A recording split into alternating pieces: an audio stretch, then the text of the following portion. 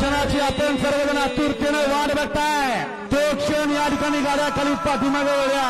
डोळ्याचं पारणं फेडणारी, अंगावरती शहर आणणारी भिंगोडची शर्या आतापर्यंत आपण ऐकत होतो। सोन्या आणि बकासूर एकत्र तर काय होईल आज या ठिकाणी पाहायला मिळणार आहे।